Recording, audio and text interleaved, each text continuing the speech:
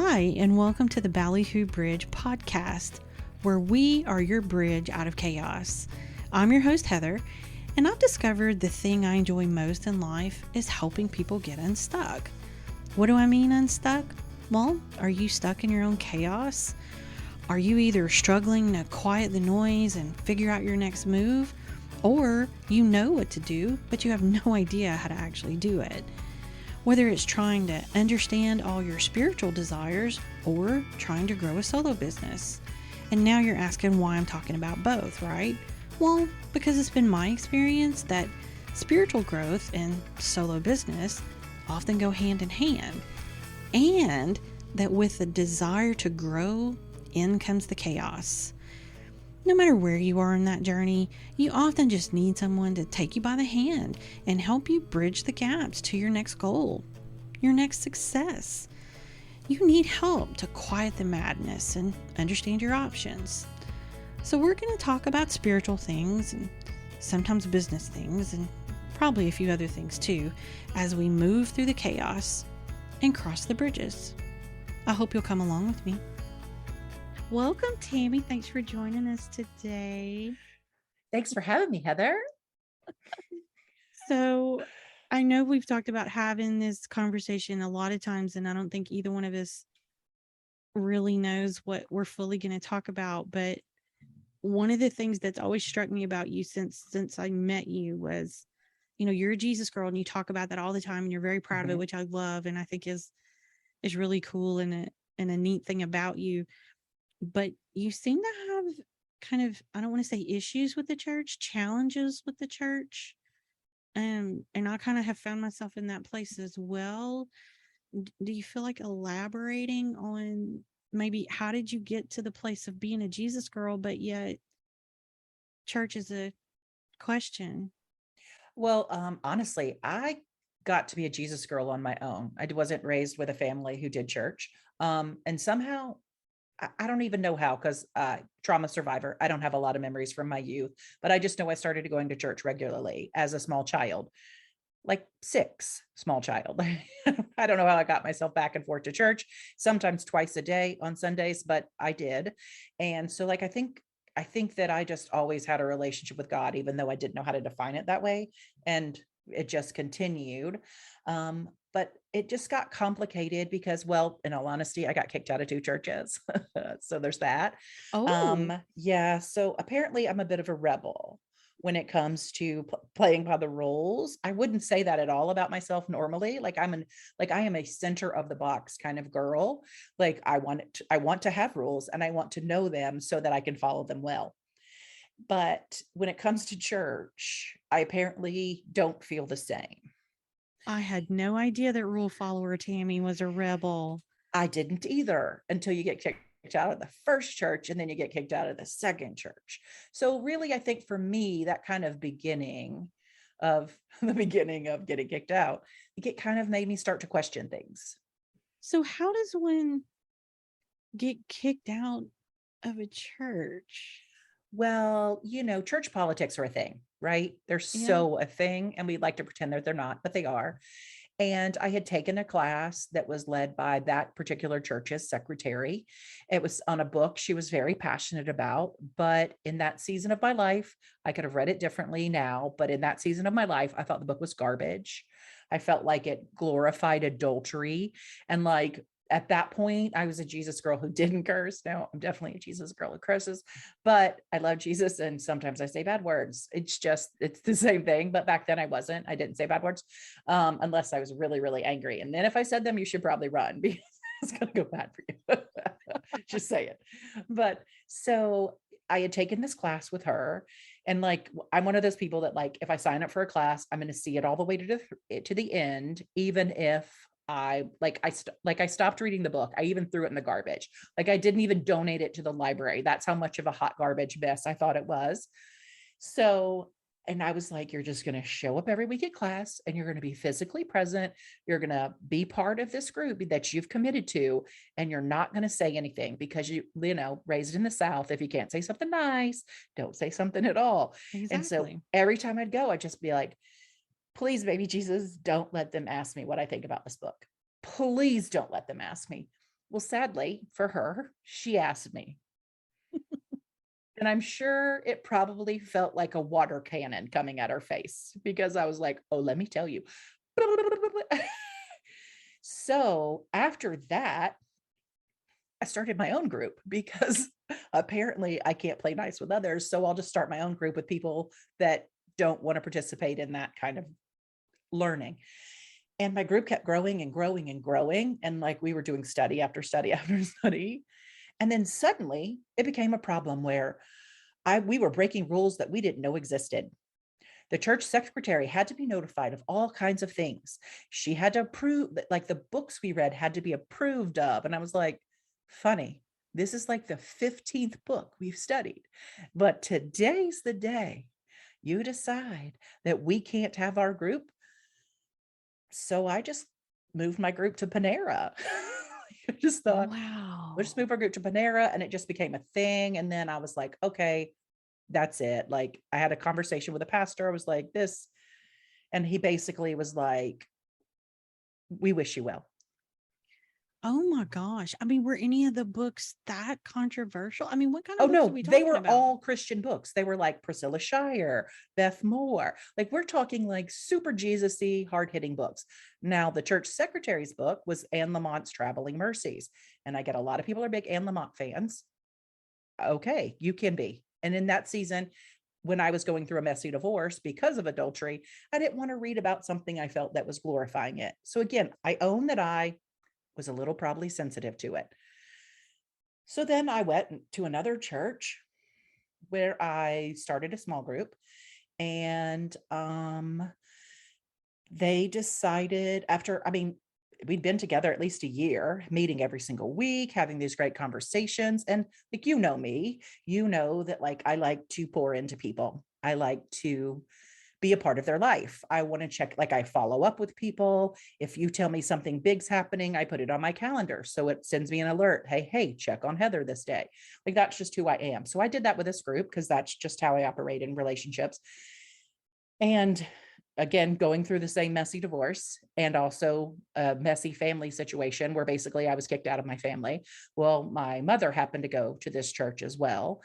And they decided that I wasn't fit to be a leader because I didn't want to forgive my mother.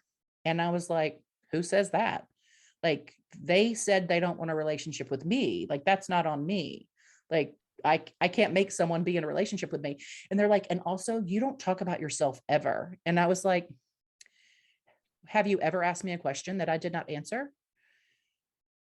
And I was like, let me tell you about you. And like, I went around the room and told everybody about them, their grandparents, their children, their lives. I gave them all the details on their lives. If you don't have anything you have about my life, maybe you didn't ask any questions.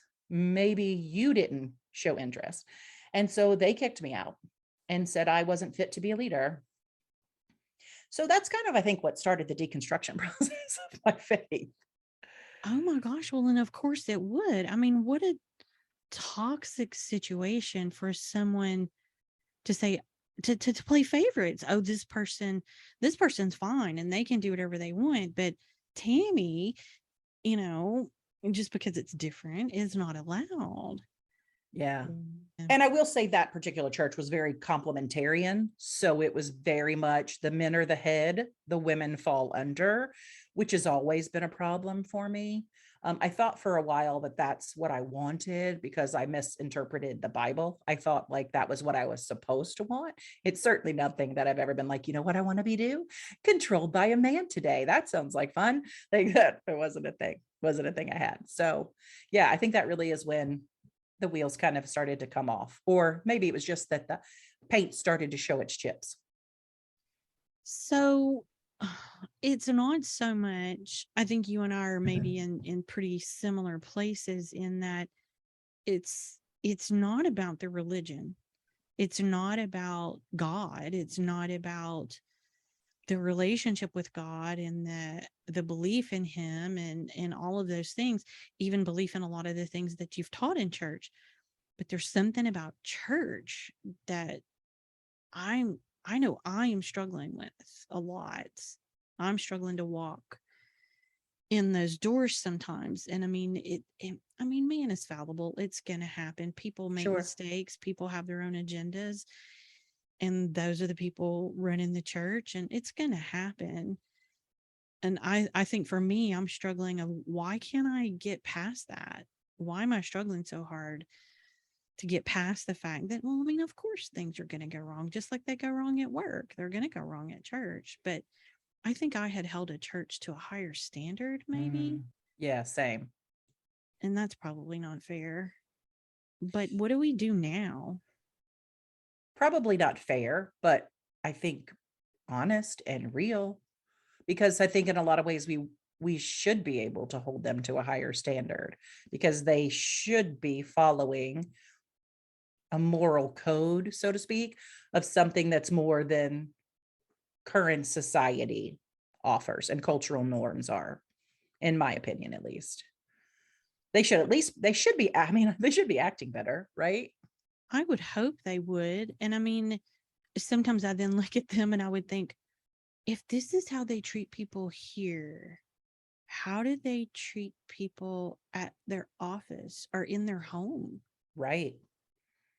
Yeah. I mean, I've been in church before and like been sitting by people who would be like, selfie, got my church outfit on. All the kids are ready to go to church. And like you sit beside them on the pew and they're like writing a grocery list on the like church bulletin, because they're literally, it was just like, check, went to church this week, check. Like it was a item that they had to do to make themselves feel good. It wasn't actually about a relationship.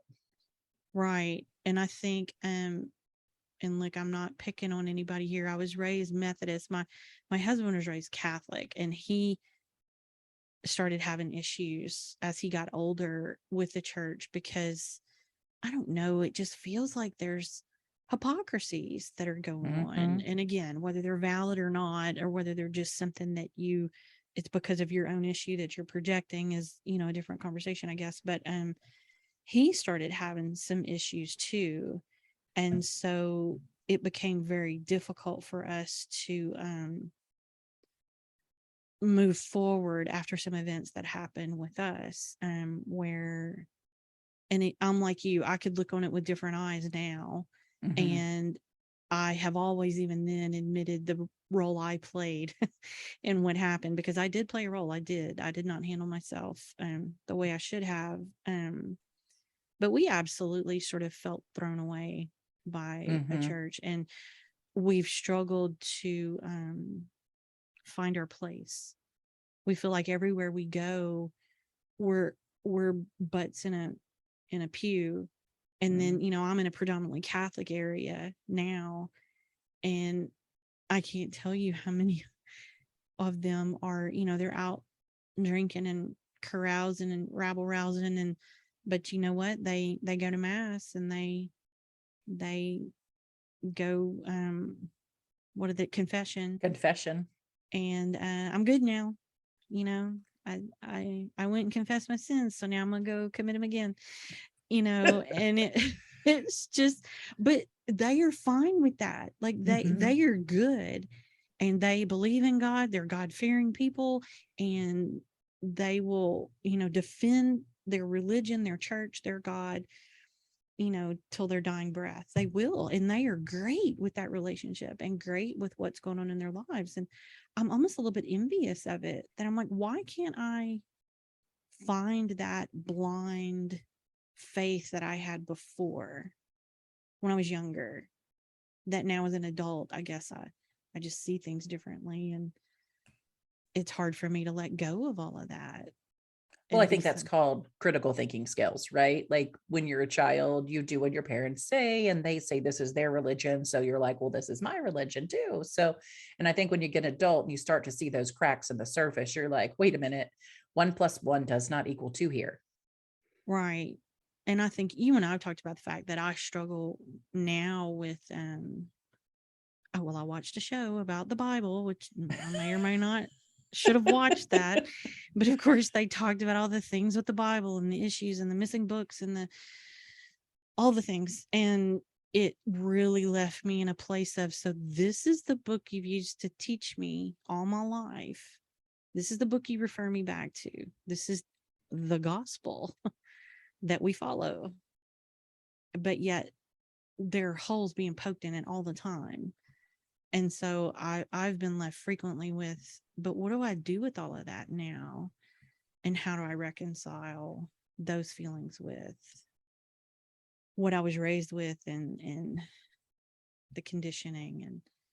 And again, though, I'm not giving up on God. God's not going anywhere. God is a very much a stable point and the anchor point. Um, but how do we grow from here in our religion?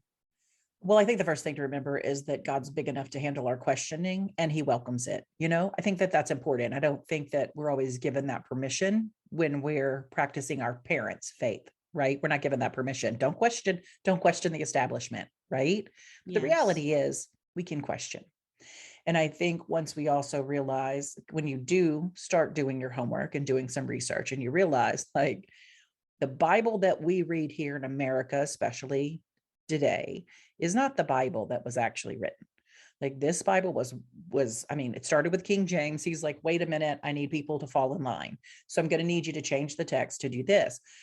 And then in America, the church has been weaponized. I mean, there's a slave Bible that was, so any part of people finding freedom was taken out of the Bible because they didn't want slaves to realize they could have freedom. I have thoughts on that, but I won't share them today. And like, I just think what we know of the Bible has been so whitewashed and manipulated and twisted that there's little left of what I think the true intent is. I'm like, listen, I don't want to be bashing churches. I love church.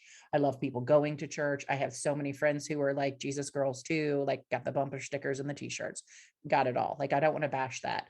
I just think we should be comfortable enough in our own belief system that we can question it without getting our hackles up. You know what I mean?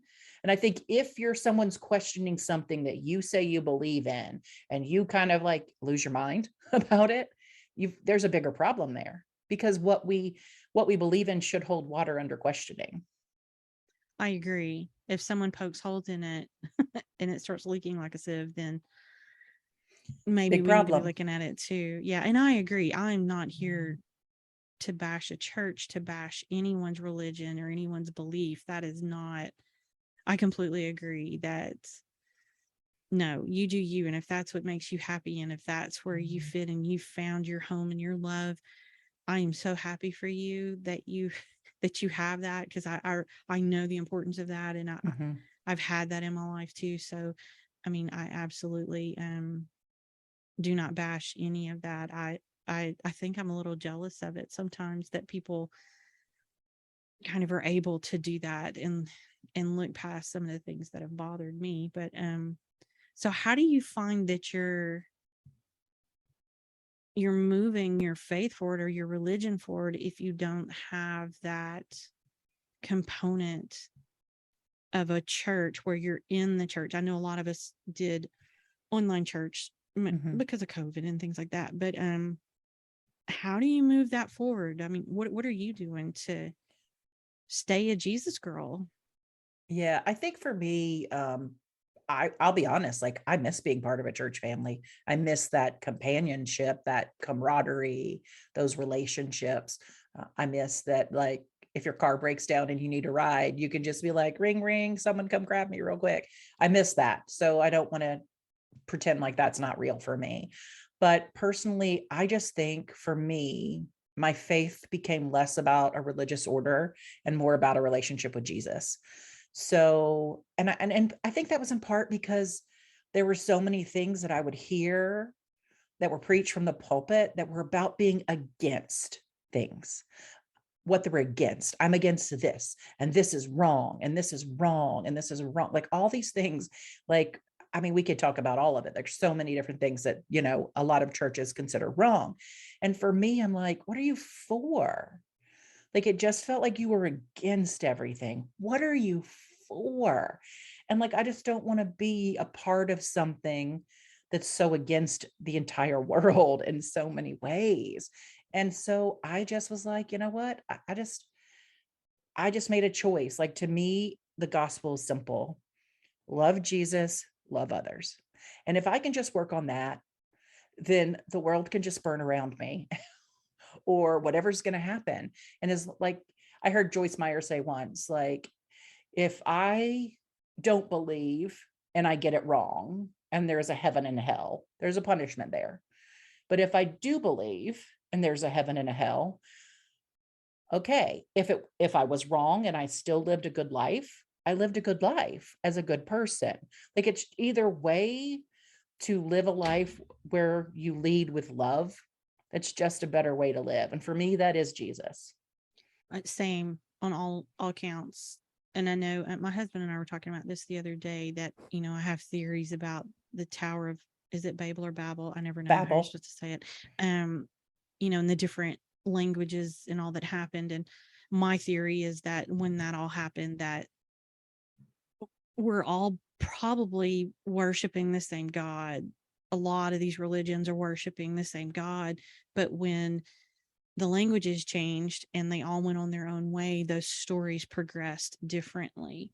And maybe they called, okay, well, they say Allah where I say God, so I've often wondered, because at the core of a lot of religions is love, and love of fellow man and peace and those kinds of things, which I think is the most important takeaway from all of this. But I do struggle sometimes with how to, other than through prayer, I guess, what to do as far, do I study the Bible? Do I study other books and other things and kind of put it all together and see how it fits or doesn't? I think that's where I've been lately. And I've heard of a lot of new people are starting new churches that are more, they don't have the doctrines that you see like with the Methodist churches and Baptist churches and whatnot. There's the whole doctrine that they follow, Right. and they seem to not be, I don't know how to say it, so embedded in those things. I have found that interesting, and that it appears that people are seeking that love. They're seeking the guidance, but we're seeing it all over the place that people are leaving the church in droves. So it begs the question of what's the answer to that? How do you create an environment for people? Yeah. I mean, my daughter works for a church, and I think like the statistic I heard recently was like 60% of church bodies, those people didn't come back to church after COVID. That's a 60%. big That's a number. huge number. And in part, I think it's because COVID was hard and it was heavy and it stunk and it just sucked the life out of all of us. At first it was like 2 week party, everybody have a vacation, but then that 2 weeks went for 2 years. And I think as far as like the idea of other people like starting churches that aren't been on doctrine, I think that's because what we really are all craving right now is community. And traditionally in America, community has been found within the walls of your particular faith, whether you were Methodist, Catholic, Jewish, Baptist, Methodist, what all the things. And I think now, like, we just want to be around other people, because for two Yeah. years we've kind of been so siloed in our lives. And I think there's so many social justice things that have come up. Not that they just came up, but we started paying attention to them. And so they want to do work with other people that makes a difference in the world. Yeah. And I think these new kind of churches are a way to do that. But I think we've, as Americans, have distorted church so much, that it's almost unfair to judge church as a whole, because of the way the Americans have completely twisted it all to pieces. Well, and there's just so much to the story and so much to the history of not only churches, but the Bible and religion and the agendas and the political views. And oh my gosh, it all goes back thousands and thousands of years, and so Mm. yes, I mean, what did Marie say when we talked, can't throw the baby out with the bathwater, Right. there's and people are doing the best they can. They really Agreed. are. I think most people um are doing the best they can, and hopefully they aren't encountering churches like you did with such a toxic way to treat people. I can't even imagine walking into the doors of a church looking for a community that would welcome you and being treated that way. That's absolutely horrific. And I again, I struggle with where to go from here with a lot of that. I mean, I have a 20-year-old son that he's struggling with religion. And part of it is because of what we went through and what he watched us go through. And um, so he's struggling with religion, with his relationship with God, with all of it, with his belief in God at this point, because he just doesn't understand how people can treat each other this way and that it's allowed. Right. How does a God allow this? Yeah. I mean, I think that that's an age old question, right? Like, how is there a God if there are hurricanes and typhoons and like pandemics, like, I think that those are always questions. For me, I think it's important to go back to the roots. Despite most churches in America that have pictures of white Jesus with blue eyes hanging in their synagogues and their children's spaces, especially, Jesus wasn't white. Right. So we could just start there. He was a Middle Eastern man. So light white skin and blue eyes, not a thing. So I think for me, I began studying a couple years back from a Middle Eastern lens. So once you put the Bible, the scripture that you're reading, into the historical context and time and place, because we don't do that often.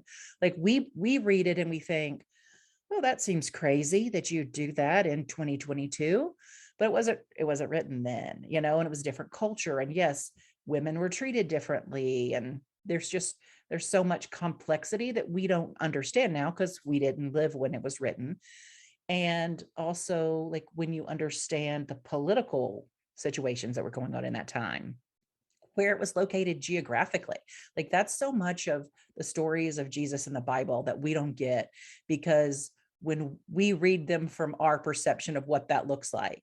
But like when it talks about like, the valleys and fields and stuff like that, like sheep graze on rocky soil in Israel. Like that, they don't graze like they do here in Tennessee, where it's lush green grass and everything looks lovely. No, it's all hard. And like when you start putting it into the context of the geography, the political, and the historical context, it's a whole different story than we read here in America. It's very different than the little kids' Bibles that we all, those of us who went to church as littles, were told. Like, it's so different, so different. And I think for me that my Bible is a study Bible from a Middle Eastern lens, so that I can read the words that are written in the Bible and then put the context behind it. And I just think that's the best way to learn the Bible and who Jesus was.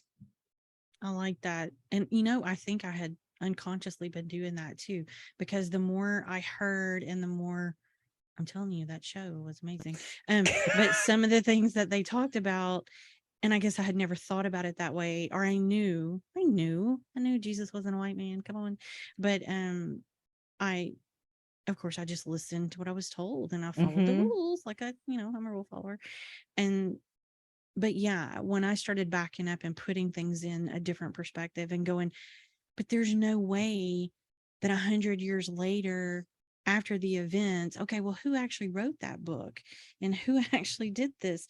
And, you're not talking about times though that were full of smartphones and computers and meetings and all these things. It was a very different time.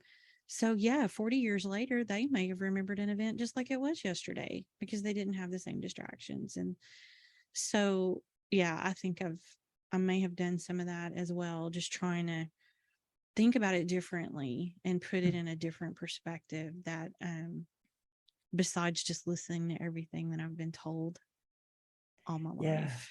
I think that's the hardest part, right? When you start deconstructing, is because we're really attached to those things we've always believed in. And not only are we attached to them, some of them are so much a part of our traditions, the way we live our life. I mean, they don't say Creasters for nothing, like people to go to church on Christmas and Easter, right? Like there are just so many things. And like, oh no, we always go to mass on Christmas Eve at midnight, and like all these different things. I think that the church was such a tradition here for so many of us, especially those of us raised in the South, let's just be honest. And to start to question that means that we might have to stop having the traditions that we've done and that we love and that make us feel good and comforted because we know that on this day we're going to do this. And Yeah. if we question it, we have to be willing to be like, oh, I'm not going to do that anymore because actually that's not what any of this was supposed to mean. Or to make the decision. And sometimes I look at that stuff and I go, you know what? It's okay to make the decision to continue that tradition. If it's still okay with you, I mean, you don't have to give up everything necessarily, Right. but yes, I think you have to put it, when you start putting some of the things in a proper perspective, it does change how I'm doing it and what I'm looking at. Because I know I look at Christmas and things like that, my favorite time of year. And Mhm. sometimes when I look at it, though, the reason it's my favorite time of year is because my family was always happy and there weren't arguments and things were Right. better. And when you went out often to go shopping and do things like that, people were in a better mood and they were cheerful and people were kind to each other. So it wasn't so much. And yes, I was celebrating the birth of Jesus because that's what I was taught to do in church, but it was the feeling that came with it that Mhm. was way more important in my life. No, I'm not going to say more important. That's not what I mean. But that was the thing I really connected to, was the feeling, not the event. Okay. One of us is frozen. Don't know if it's me. Are you? Okay, I resume the recording. That is so funny. Oh my Okay. God. So Okay. sorry. Enemies coming hard for us, Heather. Okay. So I said that the feeling that a lot of things brought me were started to become way more important. Not than Jesus, but just those feelings were the things I was starting to recognize Right. and latch on to. I don't know. So what'd you say after that? When you froze? Damn, my computer broke. So That's what I said. after Tammy's computer broke, this is what she said. Yeah. Damn, my computer broke. I think that, let's just get back to it. I think that for me, like it isn't that questioning, right? Like I started questioning things like why should I hate people that I've loved my whole life just because their lifestyle doesn't align with what you say is okay? Why should I treat people a certain way because you say that? Why should women only serve in the kitchen or in kids ministry? Why is that? Why did Yeah. I go to a church when I was young that had a sign on the door that says women wear skirts or dresses to enter the building? Like I think I just started questioning things you just took by faith previously. And I think I don't know how you reconcile having so much like againstness, like I talked about earlier, like being against so much with being loving. Like Jesus ate with the prostitutes. He ate with the tax collectors. They were like the worst of the worst, even more so than we feel about the IRS now, right? Like they were the worst of the worst because not only did they take money for the government, they lined their pockets and fleeced, extra money from you as well. Like he didn't hang out with the priest and the rabbis and like the quote unquote good ones. Like he was like, no, y'all are tripping over there. Yes. Like we gave you 10 rules to start with. You now have made 613, literally 613 rules that people have to follow. Like people are still people, meaning they're still flawed. And so if they couldn't follow 10 rules, I don't really understand how 613 is going to make the situation any better.